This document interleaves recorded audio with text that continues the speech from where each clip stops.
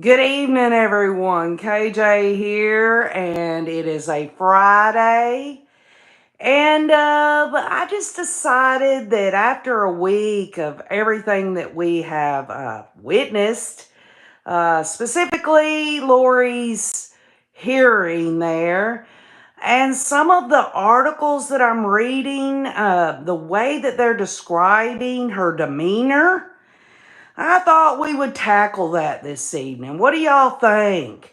Good evening, Tom Vaughn and Kathy and let's see who else. Oh, there's a lot. Leanne Forsberg. Oh yeah, yeah. NF Mom. This is a control issue for Lori. This is the last thing that she has any control over. She's holding on tightly to it. Y'all, have y'all noticed it? Have you noticed that Lori seems a little bit on the, I don't know, bitchy side of things? Usually, you remember her back in Idaho? She was jumping up and down in her chair, just smiling and chatting. Now she's feeling a little bit of the heat. And, she's obviously starting to realize just how much of a freaking dumbass she is. A dumbass. Okay? She thinks that she can go and represent herself and it'll all run smoothly. But, folks, let me tell you what.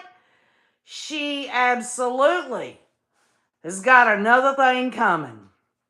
Lori is in attorney mode now and is trying to sound like she's the smartest person in the room, says Kathy Mama Bear.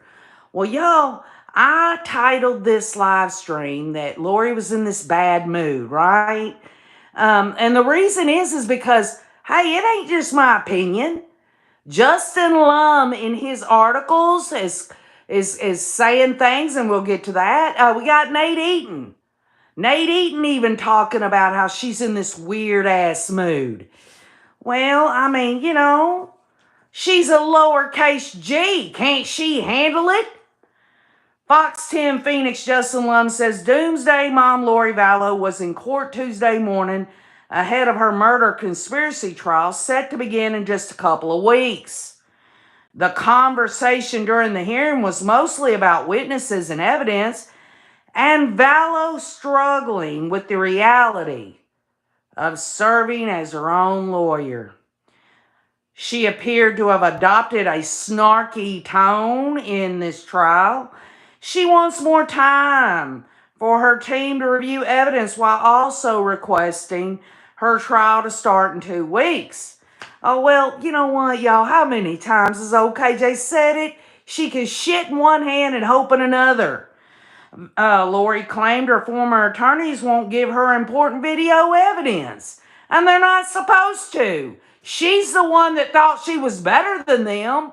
She thought she could handle it, and they were trying to damn save her ass, but she didn't want no part of it. She didn't want them to put her through competency or any of that stuff. She is the only one in the room that knows anything as far as she is concerned. They will not help us. They will not send us anything. She's talking about her former defense team. They will not email us anything. They will not answer anything that we have asked them to do. Well, I'll tell you what. What does she think? What does she think? That she could just skate on through legal procedure and, just float across the room and decide that she's going to get this and this and this and not even care about the laws in the state of Arizona? It's a video prosecutors said that they can't find anywhere. And y'all know which one they're talking about. They're talking about, I guess, the body cam. I can't think of any of, or is it the one where she's at the police station talking about, oh, my purse, my purse. Charles is so mean. He's so bad. Give me a break, y'all. Where I am at the jail, the communications is very difficult for me to get a hold of my investigator, get a hold of my paralegal, and why is that? You think Emma Daybell's not putting money on this hooker's damn account where she can make a freaking collect call?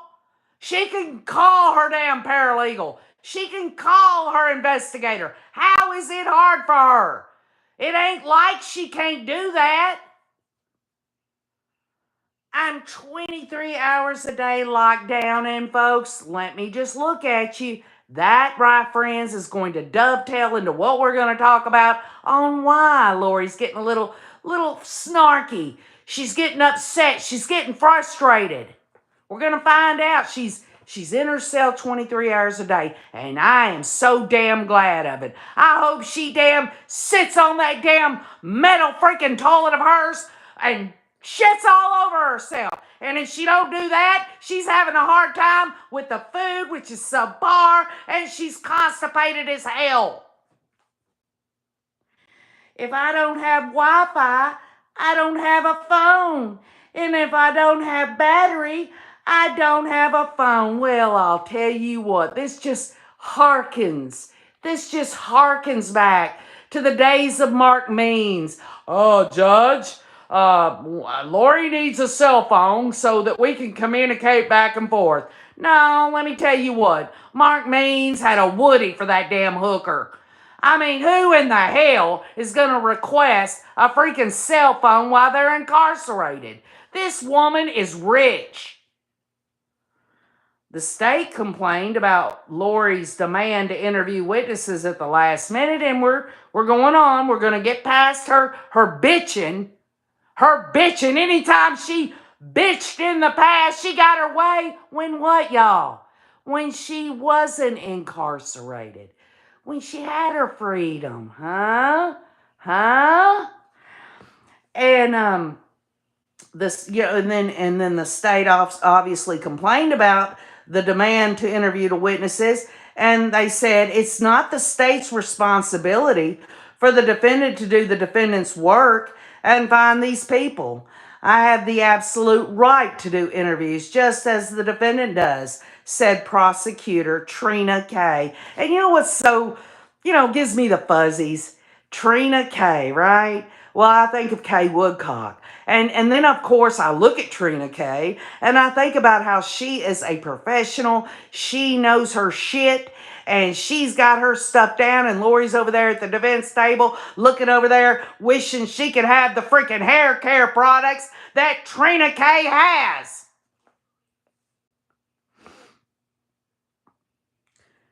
Lori also asked for evidence for her investigator to review, including Charles Vallow's phone.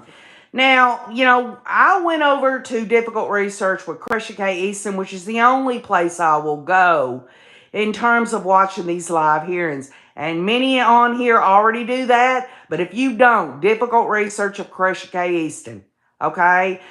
You got to go there. That's where I go. That's where I know that there's not going to be anything other than a filter of truth in all matters pertaining to the hooker, okay? But she wants to bring up that Charles was her husband and all of this stuff. You know what kind of came over me in those moments where she would say that my husband. No, that's not your husband. That little itty bitty gherkin of yours is your husband now. That is the man that you are sealed to for all eternity and freaking hell for all I care. For her to even make Charles Vallow out to be a freaking husband is a freaking just disgusting display of where her mind is. The narcissist that she is. And I'll tell you, it just burns my biscuits. The judge said the defense has had the phone data for more than a year. Well, you know what? Lori's so freaking stupid. She is so damn stupid that she can't even get through all those terabytes. Oh, she's got 23 hours a day in her freaking cell? Get your ass through that, woman. Find it. If you can't find it, then F it, right? The bottom line is that she wants to relive it. You know, just as we know here in the crime genre community, these serial killers, these murderers, they want to relive their crimes. And make no mistake, that damn hussy wants to look at Charles Vallow's phone so she can relive the fact that she and Alex Cox took his ass out. And I guarantee you, his voice is going to raise high in justice. You better believe it. You're the one pressing for your speedy trial, says the judge. So you kind of have to make a decision. We're set for trial, and you want to go to trial, or you want to have him do that work that you want, because I don't think both are going to happen, says Judge Justin Bereski. He's being real with this woman.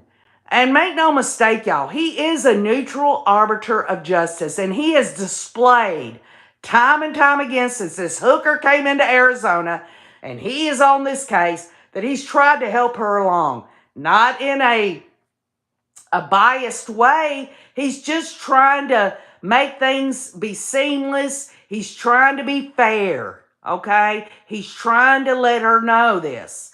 Let me just give you another example. He told her, hey, I'm just going to tell you right now, if you want to testify, the convictions in Idaho will come in. I bet her damn ass was puckering in that moment. I bet she really, nobody has to be freaking smart to realize that her ass is grass. Hope Gray says it's only to gain sympathy for herself.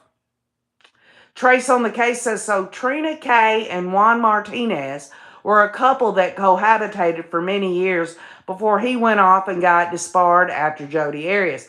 Well, I'll tell you what, Trace, that is awesome information, because if anybody knows me, the first crime that I ever studied was the Jodi Arias case. I've got his book and all of that. Juan Martinez, to me, is the ultimate prosecutor, the ultimate man in charge. And if he cohabitated with this woman, I'll tell you what, she probably learned a thing or two. You know what I mean? Huh? The Hussy's trial taught me that you can have the witness list, but you never know what will be revealed in testimony. And that's a great point, Canyon Jam. The bottom line is this, if this hooker wants to bring in Nate Eaton, and as far as I've been told and what I've observed, Nate Eaton's going to fight this. He has a right in free press, but just for sake of argument, the bottom line is she's going to open that door wide open, and I hope it's shoved so far up her ass, it winks at her. Because the bottom line is that she hasn't a clue what she's going to be doing in terms of bringing in these witnesses. The bottom line is, y'all, she's going to open door after door after door. And just as I said on Krisha K. Easton's of Difficult Research, and others agreed, you can open that door legally, but by God, it's far worse than the stupid ass portals this woman thinks she's been through. She's a cool cat, says Trace on the case. Jet Set J says, yes, I watched Jodi Arias. Tanya says, oh my goodness, I caught a lie. Well, Tanya Levine, I don't know if that's how you say your name. I want you to know that justice through understanding means a lot of things to a lot of people. This old country girl, I majored in political science in college, minored in pre-law and double minored in psychology, and tonight you're going to get a mouthful from OKJ about why this woman, the hussy hooker Lori Daybell, has been acting agitated, bitchy, whiny. We're going to find out. So anyway, Lori may also testify in this trial, but since she's representing herself, her advisory counsel will have to ask her questions she writes ahead of time. The judge said she can't just take the stand and speak in her own narrative, and let's just stop. and think about her mental health diagnosis. Hyper-religiosity with narcissistic features, all right? A personality disorder there. Y'all know how KJ feels. Some people disagree. She's demon possessed, y'all. And I mean literally. In my spirituality, the woman is demon possessed. And the demon is not going to take control of her. She could step out of it at any time. Lori, my heart tells me that she invited it in. But people don't want to believe that, so we'll go to the mental health diagnosis. Kathy says she doesn't want a continuance, so let's hope she means it. Well, Kathy, that's, the way she answered the judge on that, because he said, I'm asking you for a continuance and all that. She wants her speedy trial. She just wants everything her way. And before this live stream, some of y'all on here, I forgot I'd have to scroll all the way back down, said she wants control. And that, my friends, is a narcissistic feature of this damn hooker. Jill Schneider says, I think Lori is leaning that she can't fool the judge with a wink and a smile. It didn't work on Boyce, and it won't work on this one either. Yeah, she's definitely laying it on. Did y'all notice she's got freaking highlights in her hair? How is she able to do that? I know some of y'all are going to say, okay, Jay, what they do is they put lemon juice or some stupid ass thing. Y'all, she's been given something in the jail today. Before she met with Keith Morris there, she's trying to look as young and vibrant as she possibly can. But make no mistake, y'all, she's not getting the hot beef injection. She's not getting the kielbasa sausage. She can't do that. She's in 23-hour lockup. She can't manipulate people. She's in a place. Thus, she's in a bad mood, y'all. Sam Willis says those highlights look bad. Yes, she looks like what was that? Cruella de Vil or whatever from 101 Dalmatians.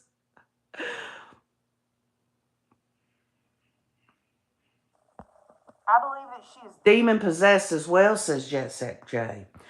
Lori is considering testifying in her defense and wants to call East Idaho News reporter Nate Eaton as a witness. And, I sat and I thought about that, and I thought, well, I'll dip in on Courtroom Insider with Nate Eaton just to see what he says. I didn't watch the whole thing. I pretty much just kind of listened to what his thoughts on that. I kind of skipped through it. But I love Nate Eaton. I love Justin Lum. But I just think that Lori just wants to be known, with someone who has got some star power. And Nate Eaton absolutely has star power, in my opinion. And so does Justin Lum. But the question begs, and we've talked about this, if she's going to put Nate Eaton on her witness list, why not put Justin Lum?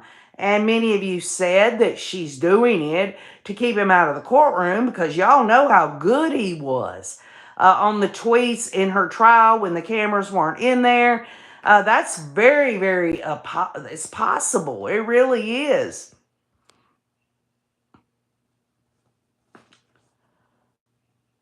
Fly on Your Wall 1977 says she's in a county jail, though, not prison. And that's a good point. That's a good point, Fly on Your Wall. But she, again, has told the judge just a few days ago that she's on lockdown 23 hours a day. So, of course, that wouldn't happen in prison. But you know what, Fly on the Wall? I think you're going to learn something very interesting about incarceration, whether it's jail or prison this evening, okay? Just bear with me. Let me get through it.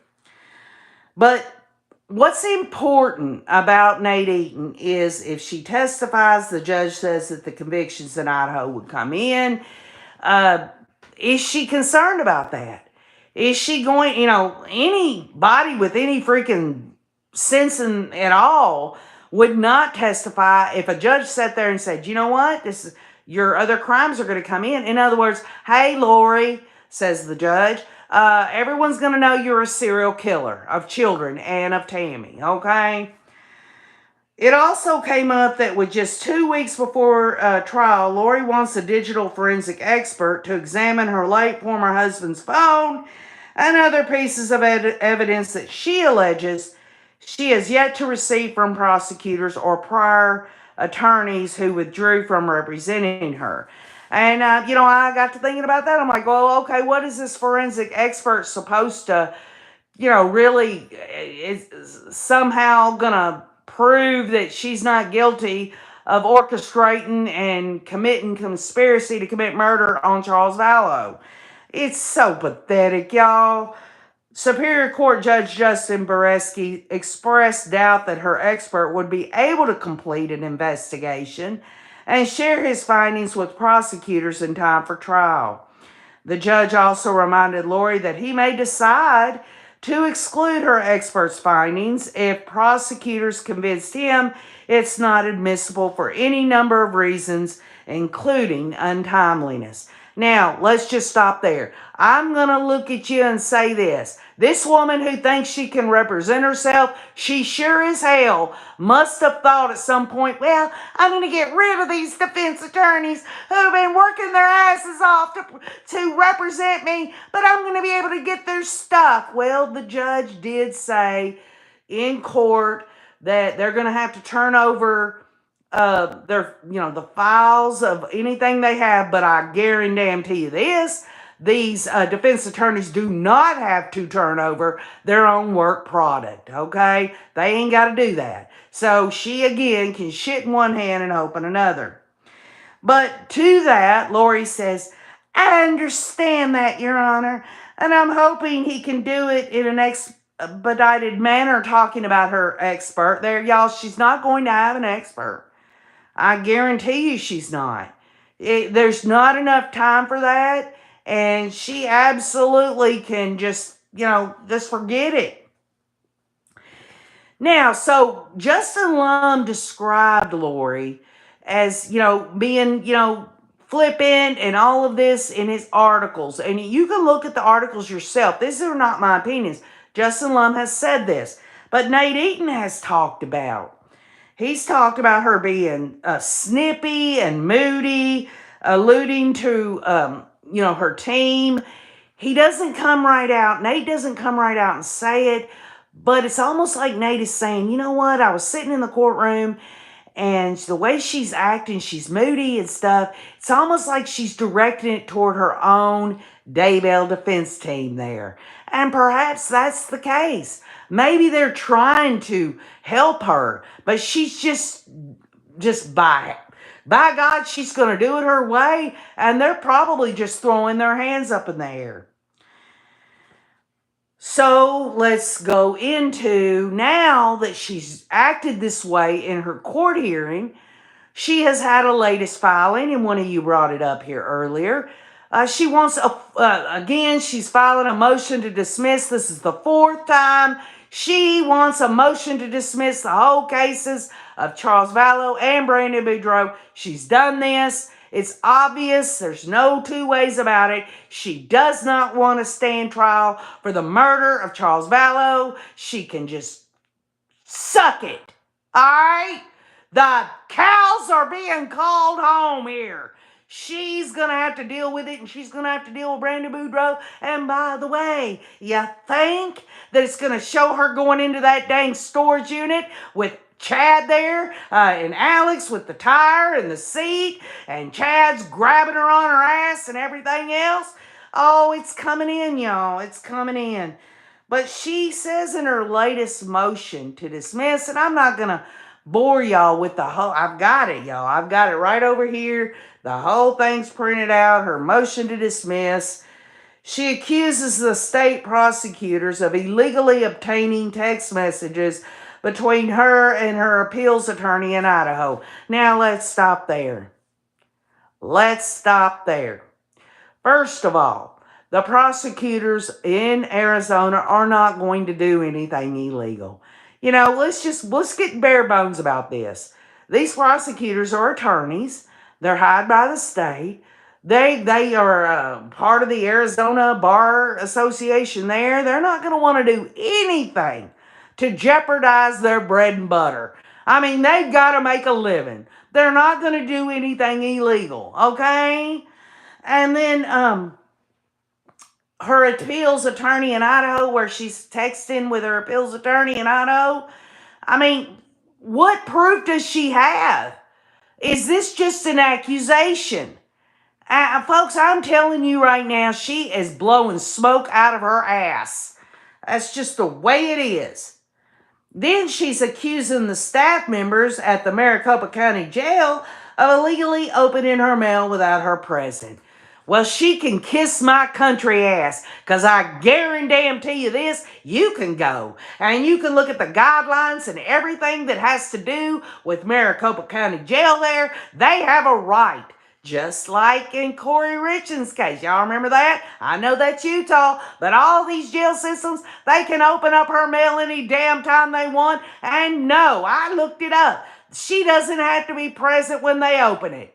They've got to look for things that they're not allowed to let her see in the jails. And that's that. She can, again, just hope, hope, hope. That's all I got to say. Hi, Sugar Butt Starburst. Trace on the case says, I think he might have initially planned that because there was going to be a few seats in the old courtroom, but then they got a bigger one. Yes, and that was another thing, y'all. They're going to get a bigger courtroom, and Trace brings that out. Sam Willis says, I look forward to Justin's comments. Linda Cadillo says, I just finished watching Nasty in the court for documents from Glendale PD. She was so arrogant. I wanted to reach in my phone. Well, you can imagine. Sugarbutt Starburst says she wants everything to go her way, and it's not going to happen. Trace on the case says, it killed me, though, that she just seemed to think that expert could just stop whatever he's doing and come expedite her thing in a week. Again, y'all, this is all going to lay out so beautifully for you by the end of this live stream. I love these comments. Kathy Mama Bear says she wants what she wants when she wants it. Mark McGarry says Justin's son, born as year 1, Daybell, now about 5 years old. Hello, Tina Reddington.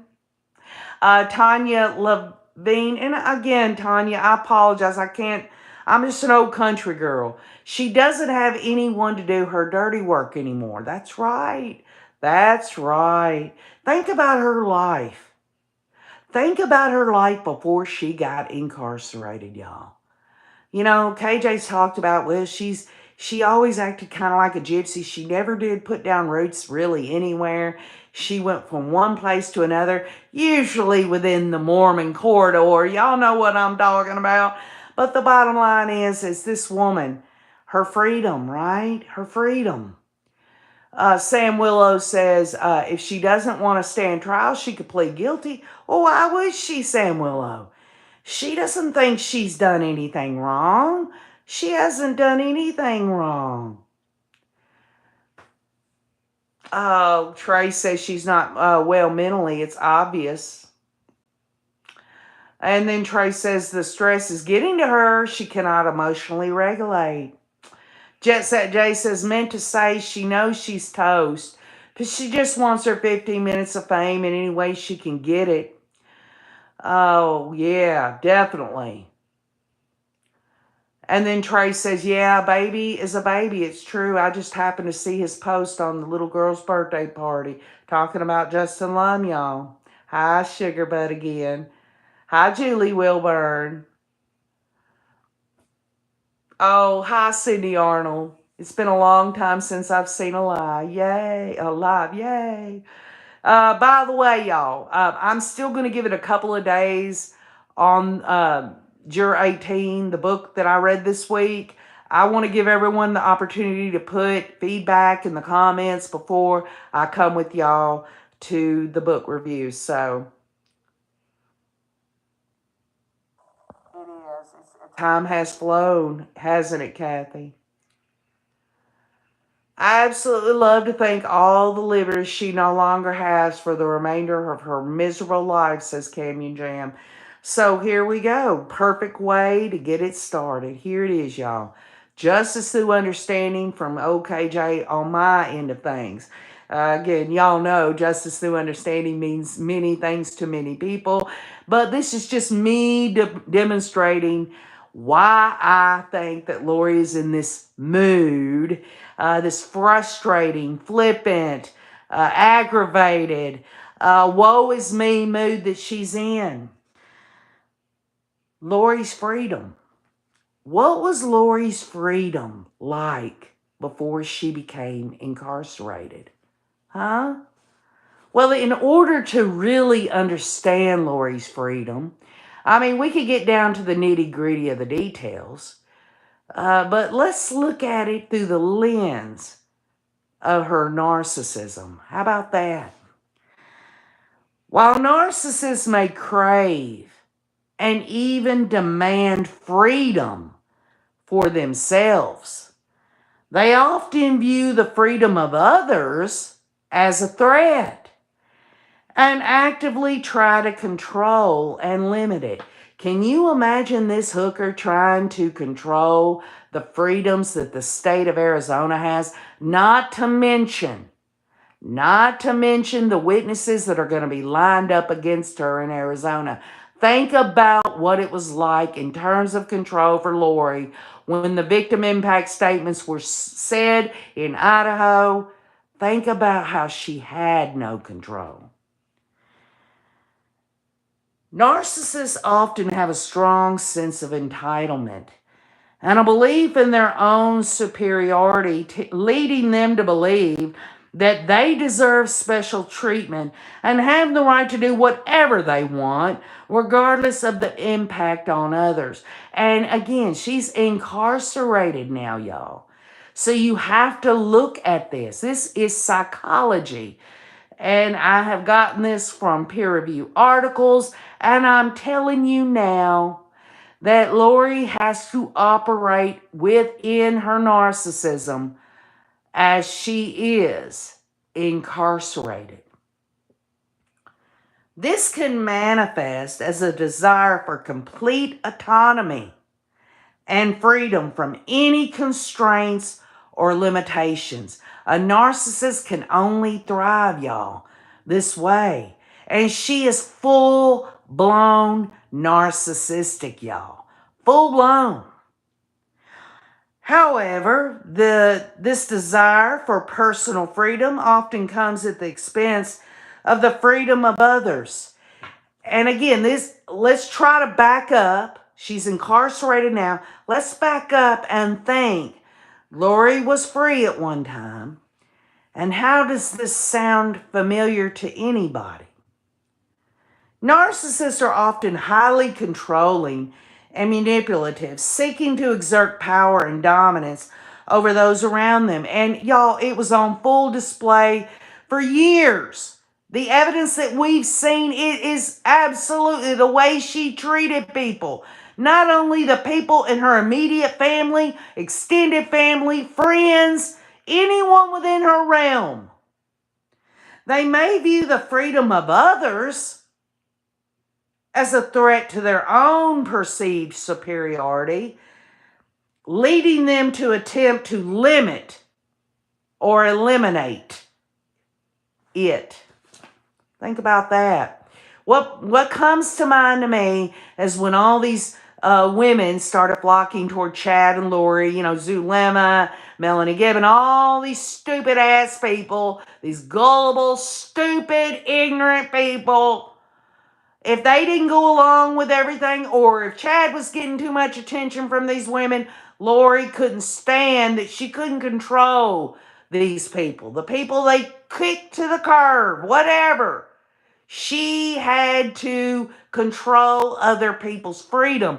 And folks, the bottom line is what kind of freedom did Zulema or Melanie Gibb or David Warwick or Melanie Pulowski or Alex Cox have? She took it over. Some sources in psychology suggest that narcissists have a love-hate relationship with the concept of freedom. Y'all, I mean, you would think that Lori being the narcissist, she would just love it. because her freedom is her way of being able to control people. But some psychologists say it's a love-hate thing.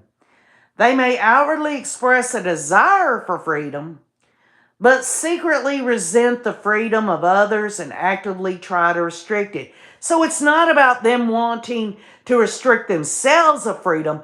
They want to restrict others of their freedom. Narcissists often have a sense of entitlement, believing they deserve special treatment and that others should cater to their needs and desires. How is that working out for her while she's incarcerated, huh? But beforehand, people were catering to Lori. Everybody from Joe Ryan, her upbringing and everything, up to Charles, they all catered to her. They all catered to her needs and desires. And it wasn't like she felt blessed or, oh my gosh, I'm just so appreciative of that. No, that was an entitlement. That was something, that's a giving. This entitlement fuels their desire for control and their resistance to any limitations on their freedom. And that's Lori. That's Lori Hooker Hussy Daybell right there. And just to give y'all an example, and I want y'all to stop and think about Lori and how she was before she became incarcerated. And I want you to listen to these unrelated examples and see if you can plug her into this, okay? A narcissist might demand that their partner always be available to them, or that their children follow their every whim, even if it means neglecting their own needs or desires. They might also try to isolate their partners from their friends and family, further limiting their freedom and independence. And I'll add, she isolated the children as well. Y'all, that sums her up to a T. Any freaking gauge, measurement, any way you want to look at it, that is the hooker. So her impact on her relationships as she had her freedom before being incarcerated. The narcissist's desire for control and Lori's inability to respect the freedom of others can have a devastating impact on relationships. Partners and family members of narcissists often feel trapped. Y'all, make no mistake, in my view, Tylee felt trapped. I don't think Charles felt trapped. I think Charles was in love with her and was a strong man and felt like he could overcome all of this. Manipulated? Yes. Charles Vallow was manipulated by Lori. And emotionally abused. Lori emotionally abused Charles Vallow. Lori emotionally abused her children. Make no mistake. She didn't want anyone to look better than her. They were all so much more than that hooker, says Julie Wilburn. Canyon Jam says there are people all around who have her kind of privilege and wealth, but it is never enough.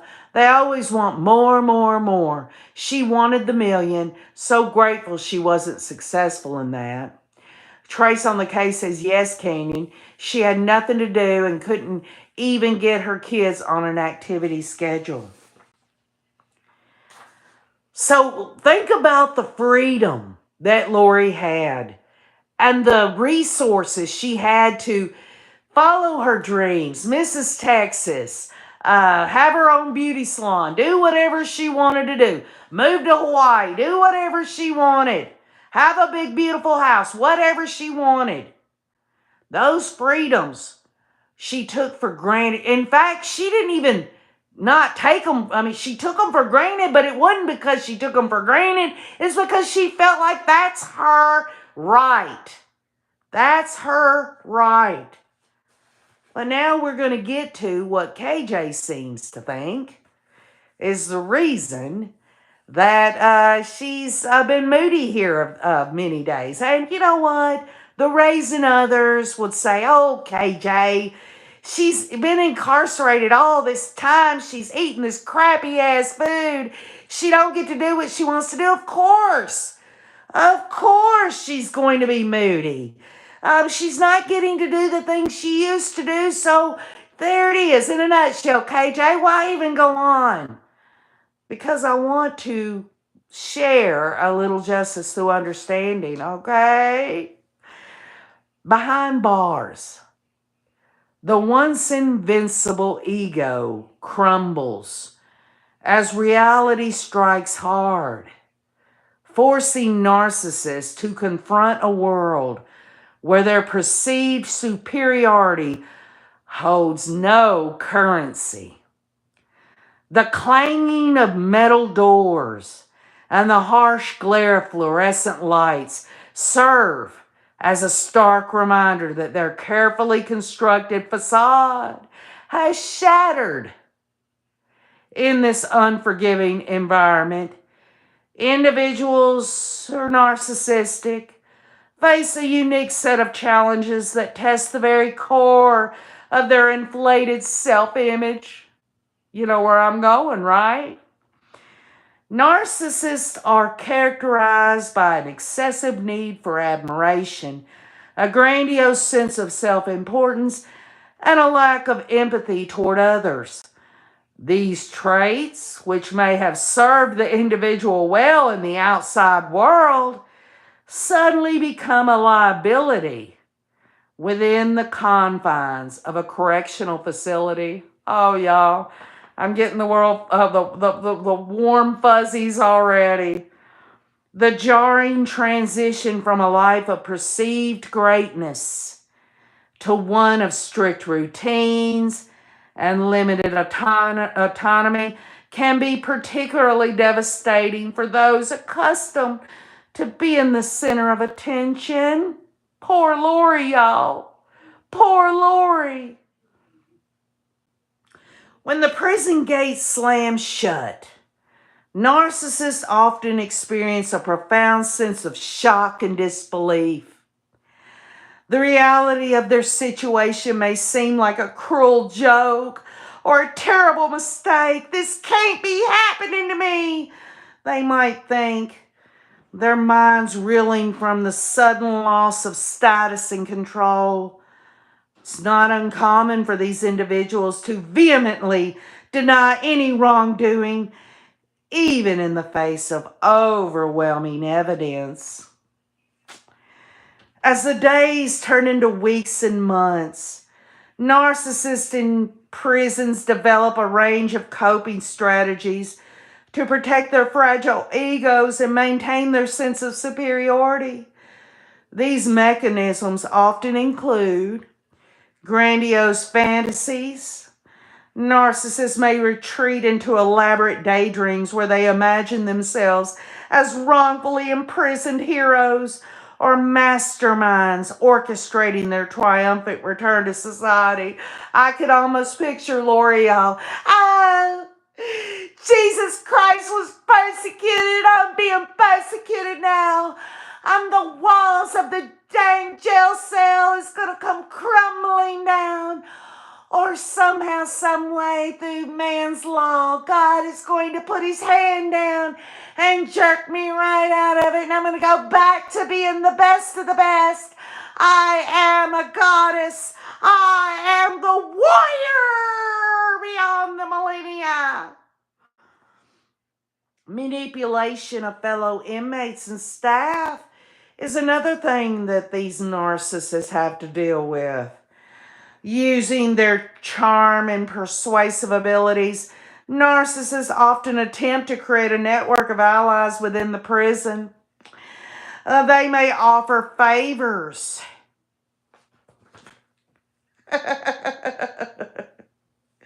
I can just see the hooker right here. I'm going to give you a favor. I'm going to give you a favor. I want you to know I'm going to be part of the lick club. Come on, I'll lick, and we'll be bestest buddies. Or they might, try to say, I can protect you. What is the hooker going to do? I'm going to protect you because I have superpowers? because she ain't no damn alpha female. I guarantee you that. That's a big X out right there. She can't protect shit. She can't protect nothing. But they try. They offer the favors or protection in exchange for what? What does Lori want when she gives out her favors, y'all? We know now, since the beginning of this week, she says she's on lockdown 23 hours a day, so we know she's not around anybody to be able to do this shit. But when she goes back to Pocatello Women's Prison, she's going to have to figure out what she can give a favor to somebody about, because she sure as hell ain't going to be able to protect them. But why is she doing that? It would only be for what? For their loyalty. And this woman knows nothing. Absolutely nothing about loyalty. She is the betrayer of all that's good. Anything that has love in it, this woman betrays them. But she wants loyalty, and she's willing to give out favors for it. Give me a break. All the while maintaining their perceived position of power. So Lori is going to perceive that she has a position of power when she finally settles in Pocatello Women's Prison. But you know what, that's not going to go over well, is it? The next thing is seeking special treatment or privileges once she gets there, y'all. This narcissist. Narcissists frequently demand exceptions to prison rules, arguing that their unique circumstances or talents warrant preferential treatment. Now, preferential treatment. There's two little avenues there. One is through the staff, and one is through the other inmates. Let's tackle the staff first. First of all, she's not going to go over well with the staff. Unless, of course, they can take her to a freaking mop room, like where they keep the buckets and mops, and bend her over, and one of the guards, plows into it. I mean, I don't know of any other thing, but when you get to the inmates, she might decide that she's going to lay out that dang flappy ass, you know what I'm talking about, between her legs. You know, that thing that just flaps in the wind. She's probably going to try to do what she can, or she's going to, her talents as someone who knows how to, push those feminine little areas, those little hot spots. You know what I'm talking about. Also, she's projection of blame onto others when she is incarcerated. Rather than accepting responsibility for the actions that she might have in prison, she's going to point fingers at everyone else. Once she's in there, she's going to probably, a lot of hyperbole and a lot of I did nothing wrong shit. She's going to point the fingers at the justice system, her lawyers, which she ain't going to... I don't know. Was she going to blame it on her Daybell team? Because she sure as hell needs to point the finger at herself when her ass got busted and convicted in Idaho. Society at large. Oh, yeah, society. Everyone in society is beneath her. Yet they're out here free and living all law-abiding lives. She, on the other hand, it's just society. All these people out here, it's all their fault. She's where she's at. And anyone but themselves, Lori will absolutely, like she's always did. It is a pattern. It's been proven. This isn't an opinion, even though I am giving opinions. We've seen it with her own words, whether it's through body cam, text messages, whatever it was. She's always blaming someone else. Okay? When she gets in prison, she's going to be in a chorus with other inmates who are going to say, I'm innocent. It's everyone else's fault. The evil society, they took me and put me in chains. Just like in biblical times, I'm the good person. Satan has run rampant all over the world, and they put me here. Give me a break. If she really believes that everyone else is evil and she is so godly, then her ass would absolutely not be in chains or behind bars or anything else. She'll be creating a false narrative of victimhood, obviously. She'll rewrite her own personal history while she's in there. We saw little tidbits of that, even though we didn't get to see much of her in her stupid ass interview with Keith Morris. The bottom line is she's rewriting everything, just as she rewrote that Kylie murdered JJ or accidentally killed him, however you want to look at it, and then killed herself. She's rewriting everything. She's making sure, because she's a narcissist, and again, y'all, I know she's demon possessed, but we'll go down this track of narcissism, that to be a narcissist, you can't face the reality of that and continue to have those narcissistic entitlement, you're the best of the best, and all of those feelings when you look at the fact that she's a piece of shit. Anyone who would be faced with their own actions would see how much of an evil, diabolical person she really is. She'll cast herself as the victim of a grand conspiracy or a miscarriage of justice. Y'all, you know it's happening already. She told Keith Morris that she's not murdered anybody, done anything wrong, and you know she's going to carry that over into Pocatello Women's Prison. But again, all these things I tell you, they're coping mechanisms of how a narcissist continues to do what they do. If she faced this shit, if she faced it, y'all, it would destroy her, destroy her narcissism. And folks, time and time again, psychiatrists, psychologists have said it. It's very hard to rehabilitate a narcissist. Kathy Mama Bear says, Q, whiny voice, I didn't do anything wrong. Sam Willow says, I don't think she'll get away with blaming Tylee. I think Tylee's going to be off limits. Well, Sam Willow, I don't know that she's going to be able to bring that into this trial in Arizona.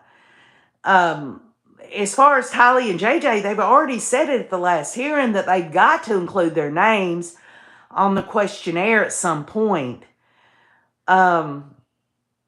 I just don't see how blaming Tylee for JJ and Tylee committing suicide has any bearing on Charles, the conspiracy to commit murder on Charles, other than to say if she could get that in, it kind of pokes a hole, which it don't, because there's nothing to back it up. I mean, you can shit in one hand and open another. You can say whatever the hell you want, doesn't make it so. The jurors would have to look at evidence, but she could kind of poke a hole and say, well, they brought in 404B of this that happened in Idaho, and I'm telling y'all that's not what that was. So, again, these things that I talked to you about with Lori being incarcerated,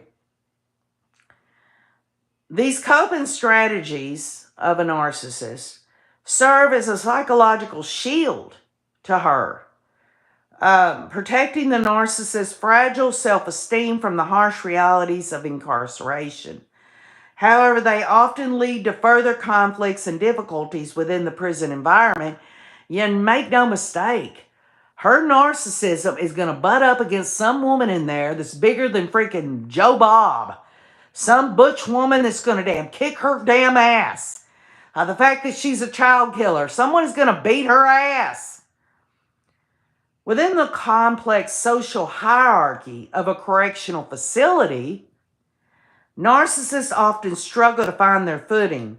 Their natural inclination to dominate and control others frequently clashes with the established power structures of prison life. This conflict can manifest in several ways. So her narcissism, and there'll be other narcissists that she'll be incarcerated with the rest of her life. She's going to have to deal with these damn other narcissists. Not everyone's a narcissist that's in prison in Pocatello there, but I'm just saying there's got to be other narcissists there. Number one, attempts to establish dominance or leadership. Narcissists may try to position themselves as leaders among the inmate population, often through manipulation or intimidation. Could y'all imagine Lori trying to assert herself as the dominant person in Pocatello Women's Prison. How is she going to do that? I guarantee you there are going to be a lot of women in there that are going to just look at Lori as, a fresh meat. Lori, I don't see Lori putting up her dukes. I don't see Lori threatening anybody. And there are women that have asserted their dominance over the population in Pocatello Women's Prison who could beat her ass and anyone else's ass. Exploitation of vulnerable inmates. Now that could happen, y'all. But then again, the vulnerable inmates in Pocatello Women's Prison, she absolutely knows, y'all. Lori the narcissist knows who is vulnerable. Look, you've got it on display with Zulema, Melanie Gibb, all these stupid people like Audrey Bartario and all them. I don't care that they came to their senses. The bottom line is Lori a narcissist and demon possession, in my view? She knows how to pick out the vulnerable people. But guess what? So do other inmates, the dominant ones in the prison system. And, that's going to be their candy. And she's going to try to take advantage of someone else's bitch. We'll just see how that turns out. Maybe it'll make the 5 o'clock news down the road when she's settled into Pocatello Women's Prison that they had to haul her ass to a damn hospital where somebody shoved a freaking broomstick up her ass. Conflict with authority figures. The narcissist's belief in their own superiority often leads to clashes with correctional officers and other prison staff. And I don't know that Lori would buck up against the staff or correctional officers. I think she's more apt to bend over for them or to, jiggle her breast or something to get her way. I mean, she's more of that type. She's not going to stand up to these correctional officers because they're not going to do anything, as far as we know, that's going to be illegal to damn shut her ass down, but they sure as hell ain't going to give her any privileges. Resistance to rehabilitation programs. Many narcissists view participation in therapy or educational programs as beneath them, refusing to engage in activities that could potentially lead to genuine self-improvement. And you know what? I kind of think that she would go along with these programs or be a part of them as long as it's not these mental health ones, because she don't think she's crazy. But she might go along with these other programs and try to insert herself and to be one of the leaders in the program, whether it's an art class or something like that. I can see her doing that. But again, y'all, I just don't see her going into the rehabilitative aspect, which would include mental health guidance. I don't see her sitting in a circle with chairs all around with other inmates talking about the fact that she's a freaking narcissist nut job and a freaking child killer. I just don't see her doing it. She's always, I said it for years, y'all, she's never going to come to terms. That's her narcissism and demon possession.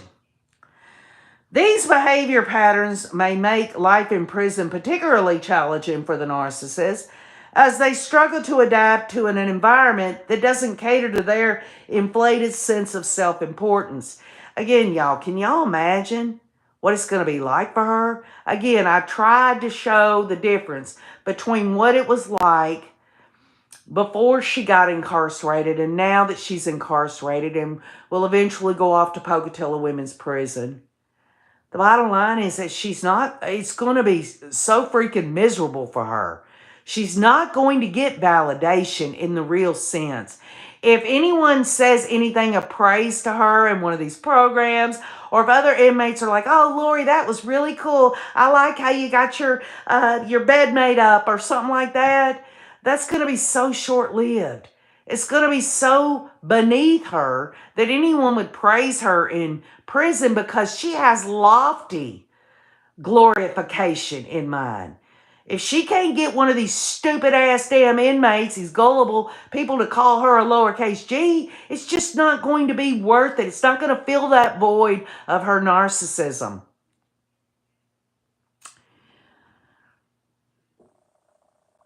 Kathy Mama Bear says, once the trial starts, the judge will no longer be gently helping her and she won't know what to do. Rachel Black says, I wish they would leave her in general population in Arizona for a few days. Yeah. Maybe she could rub elbows with Jody Arias. Maybe Jody will give Lori the carpet munch treatment. Who knows? Anyway, the psychological toll of what she's going to go through as a narcissist and what she thinks herself to be, and now everyone's wrong and she's done nothing wrong, and this is a travesty of justice, and all of that, what she's tried to rewrite the history of it all. She's overlaid it. It's a really sick way of being in denial by blaming Tylee or others, specifically blaming Charles. As the facade of superiority crumbles, and it will, y'all, according to the experts in psychiatry and psychology.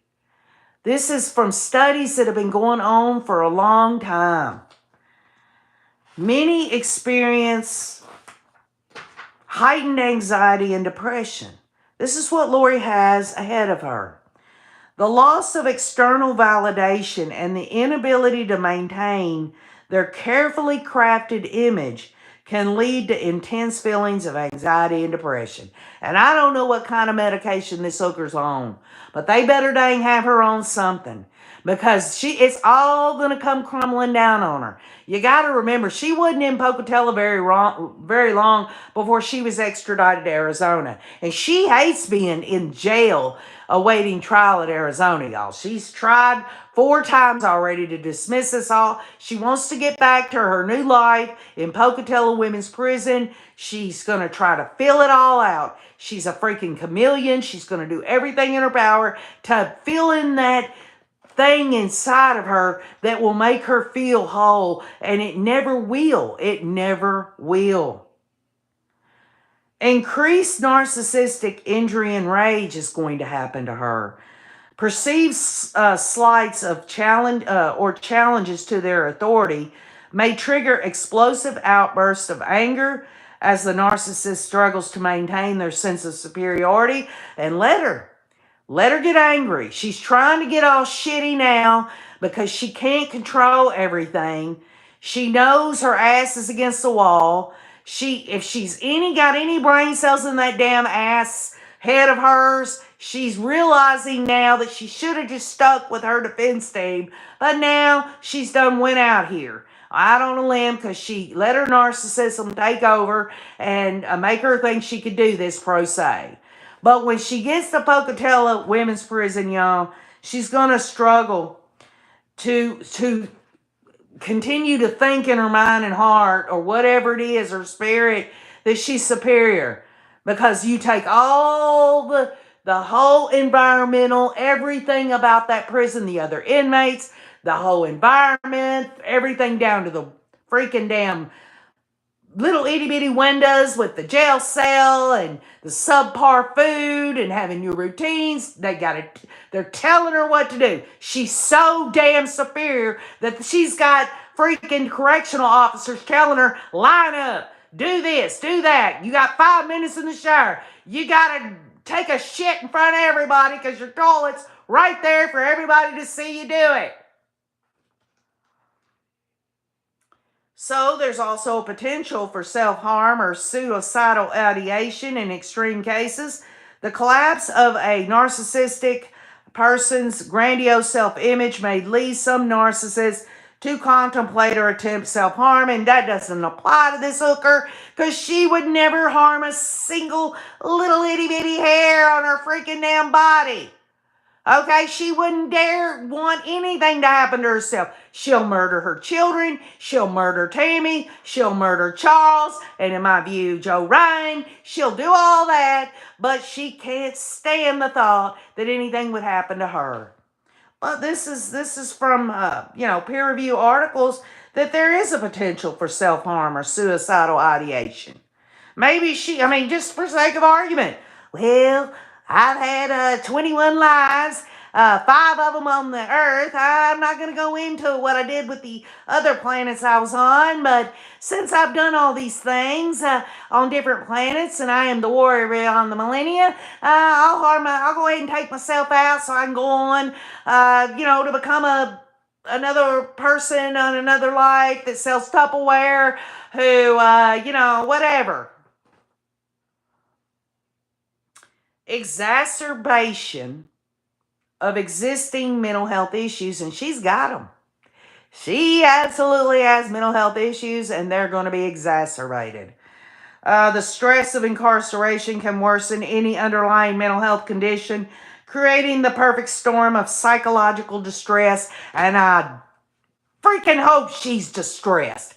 I hope she lives every day in Pocatello Women's Prison fearful in all the things that doesn't even add up to what she did to Tylee, JJ, Charles, Tammy, Brandon Boudreaux, Joe Ryan. It ain't enough for her, but she's going to get a full meal deal, supersize. So the long-term effects of her being incarcerated as a narcissist. As time passes, some narcissists may begin to adapt to prison life, while others continue to struggle, and I hope she struggles every damn day of her life. The long-term effects of incarceration on individuals who are narcissists can vary widely. Challenges in adapting to prison life over time. Some narcissists may find it increasingly difficult to maintain their grandiose self-image as the reality of their situation sets in. Now, will Lori be able to hold on to that grandiose, I'm a lowercase g, this is just another life, I'm a translated being, I don't have to eat or shit or sleep or anything like that? Is she going to be able to hold on to all that over time? Is she going to realize that she's not all these things that her and Chad were giddy about as they murdered everybody? I hope so. I hope it all comes crashing down on her. The possibility of introspection and self-awareness in rare cases, the harsh realities of prison life may force narcissists to engage in genuine self-reflection, potentially leading to personal growth. And you know what, y'all? It's hard for me not to want to see anyone snap out of the evilness of their life. As much as I'm angered and as much as she gets what she gave, in my view, will there be personal growth? I told y'all that I don't think she's ever going to come to terms with it. That's just an opinion. What if she comes to terms with it? Oh, I'm going to tell you. That's not as worse as hell, but then again, she blasphemed the Holy Spirit as far as I'm concerned, which is the unforgivable sin. But let's just look at that as, I hate to say it, and maybe I don't mean it, but I've been learned in my life that sometimes you got to fake it till you make it. Let God know that you really are trying, but you don't feel it, but you're going to try. I hope she comes to terms with it, y'all. And the sad reality, the reason I want her to come to terms with it, and it's not the right way that I should do it, but I'm looking at you, I'm going to be honest. I hope she comes to terms with it so she'll be miserable, okay? It's not that I want her to grow, be at peace, and that's sad. And maybe I'll get to a point where, maybe that will be the case. Maybe I'll fake it till I make it, because I'm supposed to pray for everybody and all that. But right now, I can't do it because she's unwilling. And she's not going to. Effectiveness of therapy and counseling while she's in Pocatello Women's Prison. While many narcissists initially resist treatment, some may eventually benefit from specialized therapy programs designed to address their unique needs. And I don't know what Pocatello Women's Prison offers, but, again, think of it like this. If she could come to terms, if she saw the reality, and y'all, in my view, she knows already the reality. I feel like she's lying and just pretending. That's what I think. I think she knows good and damn well that she got caught up with this Chad Daybell shit. She didn't want her kids no more. She didn't want Tammy and Chad's life. And so they just dressed it up with a bunch of bullshit. I think she knows. People keep saying, KJ, everybody says that she really believed this. Y'all, I don't believe it. I don't. I could be wrong, but I just don't believe it. Recidivism rates, that means coming back. Well, that doesn't apply to her because she's never leaving Pocatello Women's Prison. She's going to be there the rest of her days. There's no way to get out of it. She wants to bring up, you need to dismiss the Charles and Brandon thing on me because y'all took some stuff from my Idaho appeals attorney, and you think she's not going to try to do that? Well, I know right now it's not in her appeals, but she could do it another way, maybe through the federal courts. But it don't matter. Even if she won on appeal for that issue in Idaho, they wouldn't release her. They'd just retry her ass. She's guilty as hell, but I don't think it would happen. The journey to self-awareness and healing for a narcissist is often long and arduous, with no guarantees of success. However, the structured environment of a correctional facility can provide a unique opportunity for intervention and change. And, that could happen in a lot of instances with people that are narcissistic, but not in this case, y'all. I'm sorry. I'm not trying to be a wet blanket. I'd love to sit here and say, well, that statement right there, she's got hope, right? She murdered her children, okay? She murdered Tammy. She murdered Charles. She murdered Joe Ryan, in my opinion. She is a serial killer, okay? So, in summary, and we'll get to that in a second, Trace says, I think part of her knows and that part surfaces sometimes. CSI, Crowdsource Elimination, says she's delusional on purpose. So in summary, y'all, what a narcissist thinks. What does Lori think about herself? She has an inflated sense of her own importance. She's shown that. She showed that in Idaho. We didn't get to hear her talk or anything, but we saw it in Keith Morris's interview. We've seen it on display in her motion hearings. She has an exaggerated sense of self-importance. Pro se, y'all. She thinks she's better than an attorney. That tells you everything you need to know about how full-blown this freaking nut job is. She has a sense of entitlement. She's sitting there, I want this, and I want this expert, but really it's impossible, according to the judge. It's impossible to get all this done in order to satisfy a legal procedure, but, maybe he'll get it done expeditiously. Give me a break, y'all. Lori believes she's superior and can only associate with equally special people. Well, let her find the equally special people in Pocatello. Let her find those equally special people, okay? She would have to deem them equally special because she would have to be the one to anoint them.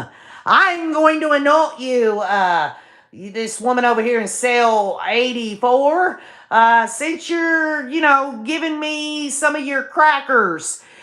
You are now going to be anointed equally special to me. She's not going to say it out loud. It's the way she thinks. And it all goes back to what? It goes back to getting her needs met. She believes she's superior. Fragile self-esteem that's vulnerable is to the slightest criticism. Oh, just wait. Just wait till she's in line, in the lunch line down there in Pocatello Women's Prison, and someone knocks her tray right out of her hand and calls her a dang hooker. What's she going to do? What's she going to do? And what does Lori desire from others, y'all? And what will she desire from others as she goes to prison? You can apply this to now as she is trying to be her own attorney. And when she goes to Pocatello, she requires constant, excessive admiration. Oh, y'all. What is she going to have to do to get that? What is Lori going to have to do to get that admiration? Huh? Oh, she's going to have to learn a few tricks, don't you know? She's going to have to dang do it to it, you know? Well, how about this, y'all? She expects to be recognized as superior superior even without achievements that warrant it. She's going to get jap slapped. She's going to get hit. She's going to get shoved. She's going to expect this attention. And the only attention she's going to get is when they call her a child killer. That's what she's going to get. She's going to insist on having the best of everything, y'all. She's going to insist on having the best of everything. Well, I don't know what they're going to have in commissary. Maybe the best is, the ho-hos, the chocolate little things with the white centers.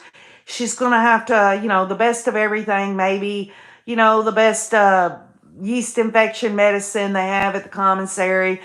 She's going to expect all that, but there's going to be someone who ain't going to put up with her narcissistic bullshit and is going to say, give it here, woman, or you're going to get learned real quick on pleasing me in a sexual way. Give me your ho-hos, woman.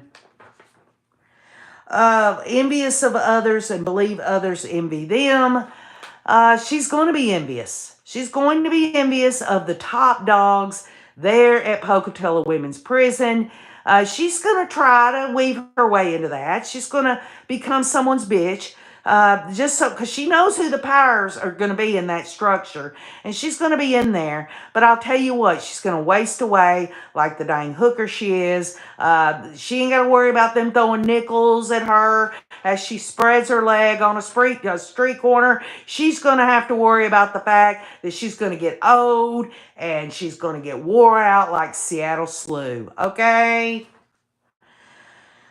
And how is Lori, the narcissist, going to treat others when she is in Pocatello Women's Prison? Because you know how she treated them when she had her freedom. She's going to have troubled relationships when she's in prison. She's going to exaggerate her achievements and talents when she gets there. She's going to monopolize conversations and belittle or look down on people that she perceives as inferior, and that's going to get her ass stomped. She's going to expect special favors and unquestioning compliance with her expectations. And again, y'all, she's gonna. It's just it's gonna fall apart. Already fell apart between her legs.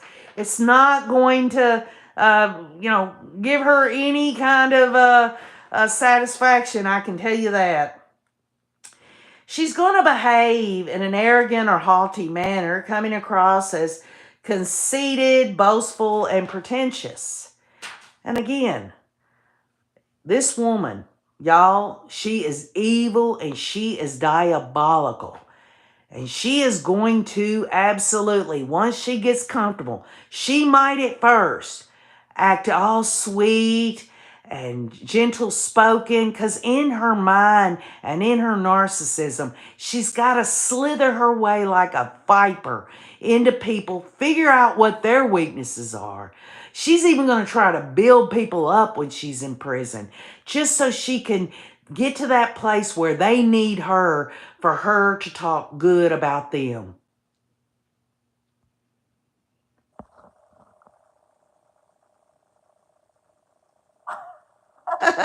JoJo says, you're going to buy me too or eat that one through your nose. She looks like a Lasso Opso, but not as cute. Carbs, lots of carbs, and maybe she'll gain a ton of weight. Oh, trust me, Kathy Mama Bear. If she gains a lot of weight, it'll get pounded off of her. You can be sure of that, one way or the other. So I don't know about y'all. I felt like, Lori, she can get all these moods she wants. I don't know what she expected. Everyone was just going to bow down, and she's just going to forget about legal procedure in her Arizona trial, her being pro se. Her freedom is gone. She's moody. This isn't just about the nasty ass food she's eating or the fact she has no freedom. She's not getting her ego stroked. She's not getting any of it, y'all. And she's never going to have that again unless she does what? Does what a manipulating narcissist does, and that is to stroke someone else in her mind, knowing she don't believe a damn bit of it. She's just trying to get into that place. In that place where she can feed that narcissism. And in my view, feed the demon. So leave your comments. Thank you, Kathy, Mama Bear, and all of you. Sam Willow, Kathy Barella, Little Bronze, Leanne Forsberg, JoJo, CSI Crowdsource Elimination, Kathy Barella. I think I said that. Sugarbutt Starburst says, I think she's moody because she's not getting Chad Small-Durkin. Well, she wasn't getting any satisfaction physically from him. She was faking her damn orgasms. Come on, y'all. This man ain't got the big freaking smoked sausage. I don't care what anybody says. And even if he did have the big freaking one, she couldn't feel it. He fell in, strapped a 2x4 on. She had to take her hand and pull him out. Absolutely, says Leanne Forsberg. Hey, Tina, love you, girl. Tina Reddington and others. Granny whispers she will cut hair for honey buns. Oh, I'm sure she'll find her little nook. She'll find her nook, but I guarantee you this. The freedoms, if she finds any of it within incarceration in Pocatello Women's Prison, is absolutely devastating compared to what she had before she committed her crimes. She didn't have to do any of it. But y'all, as narcissistic as she was, and in my view, demon-possessed, look where it led her to feed that. How is she going to get that fed? How is she going to get that fed once she is in Pocatello Women's Prison? Kathy Mama Riz says, have a great weekend, Rays. Thanks for being here and for being you. And I love you all. Have a great weekend. We'll get together on the book review once I've allowed everyone to give feedback. There are people still reading me reading the pre-records there. So I'm giving them a chance to get caught up. I love you all. Have a great weekend and keep on looking.